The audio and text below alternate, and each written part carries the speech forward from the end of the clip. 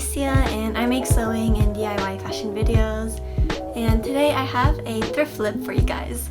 So I got this oversized men's blazer from my mom's friend. Just gave it to me because he didn't need it anymore. It's in this like beautiful blue color, and I knew right away that I wanted to do a transformation with this.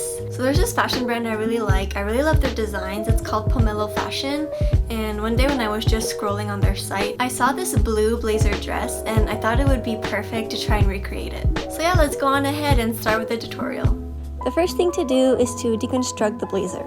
Cut off the sleeves, and honestly this was pretty hard to do because there was so many layers and paddings in here. Once you got the sleeves detached, you can put them aside for now. Here's a shot of cutting off all of the padding that was in there. Like, what is this used for? Someone please explain to me why it's so bulky.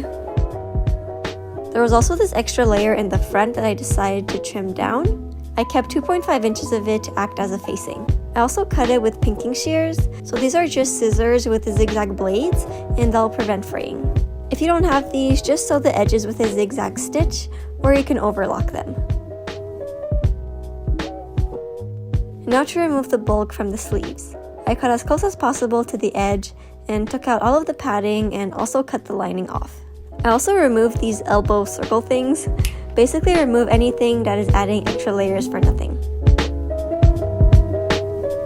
We'll start by making the top, so cut the blazer where your waistline is. And that'll give you a top and a skirt. For the sleeves, I used a top I like as a template and traced it onto the fabric. To trace the armhole, I put my finger on the seam, lift the fabric, and put a mark. And then connect the markings to get something like this. Cut it out, and I decided to leave a lot of seam allowance for the armhole just to make sure it'll fit. With the remaining of the sleeve, cut it open and we'll add it to the skirt later on. To make the sort of wrapped effect with the top, put a marking at 4.5 inches and overlay the front on top of each other like this. Next, flip it inside out and use any bodice pattern. I'll put the link to how I made this one in my description box and trace it onto the top.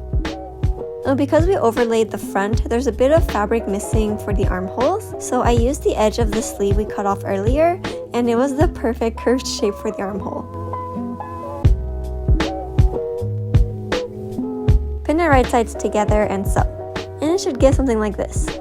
Finish the armhole marking and cut it out. And now it's time to sew the side seams. Also add a zigzag stitch to finish the edges, and cut off the excess fabric. Next is to attach the sleeves to the top. Turn the top inside out and insert the sleeve into the armhole so that they are right sides together. Add lots of pins and sew it.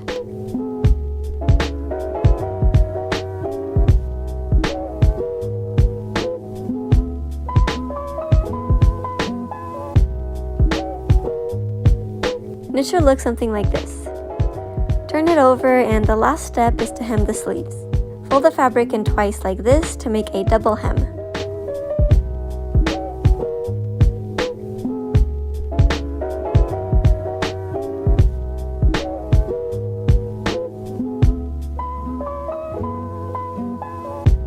And there we go, the top is done. So I just finished the top part. I'm gonna try it on. So for now the top is looking like this. It's fitting pretty well, and now it's to do the skirt. So this is the remaining bottom of the blazer, but when I try it on, because the end of the blazer is this like curved shape, it doesn't cover much of my legs. So I think I'm going to replace the like front panels over here with a straight one. Like that's just going to cover more. And to do that, I have these two rectangle pieces remaining from the sleeves. So I think I'm just going to replace it with this. I do have a bit of extra fabric left as well, so I might use that to add an extra panel, like that will be enough fabric to wrap around me, and also to add some length to it because it's pretty short. Of course, if your blazer is long enough and if it ends in this like square shape, then you don't have to do this step, but most blazers do have this curved shape, so that's the same for you guys, just follow what I'm doing. For the skirt, I started by undoing the hem, and this will also help to add a bit more length to the dress. Add a marking straight down the skirt where the curve ends and cut it off. Also, I wasn't sure if I wanted to keep the pocket, but at the end I decided to remove it, and then put the sleeve panel right sides together to the skirt and sew it. And of course, do the same thing to the other end as well. Adding these panels actually made it wide enough to wrap around me, so everything worked out. Next, to give it more of a skirt form, I took in each seam at the top by 1/2 inch like this. And for the side seams, I sewed the sides until the top was taken in by 1 inch. After sewing all of those, it looked something like this. Next, adjust the skirt to be the same length. Cut off any extra fabric, and here's the skirt. Now to attach the skirt to the top, place them right sides together and carefully add pins aligning the back seams and side seams. And sew the 2 layers together.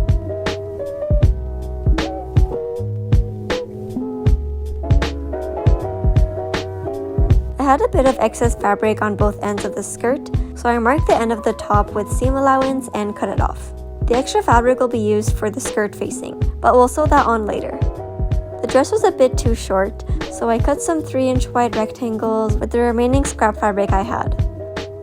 Sew all of the short edges together to create this long rectangle piece, and it should be long enough to go around the bottom of the skirt. Pin it right sides together and sew it.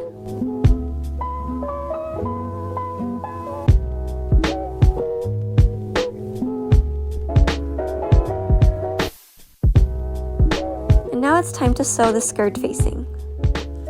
Place it right sides together to the edge of the skirt and sew it.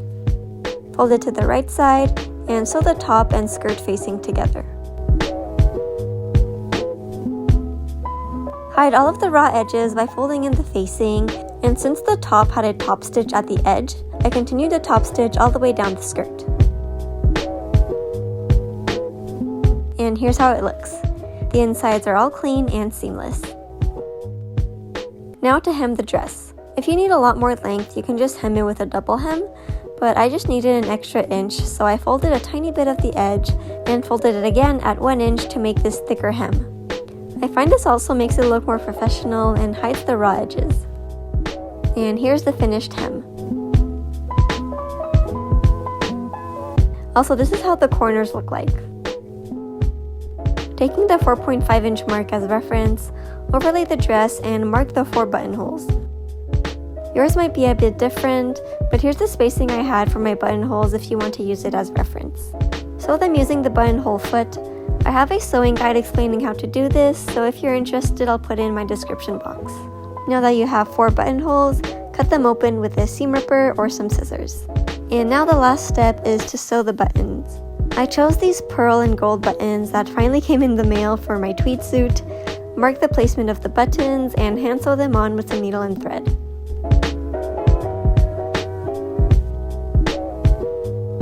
And we're done. Here's the final transformation.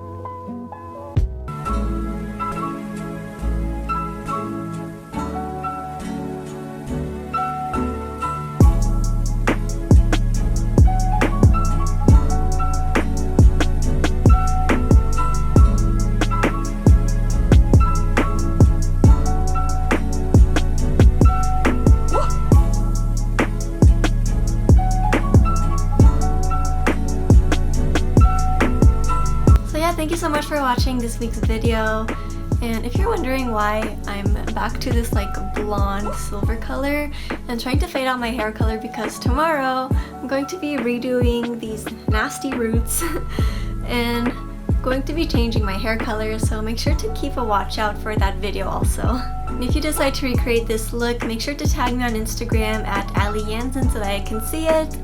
And also subscribe to my channel for more sewing and DIY fashion videos. So yeah, thank you so much for watching, and I'll see you all in my next video. Bye!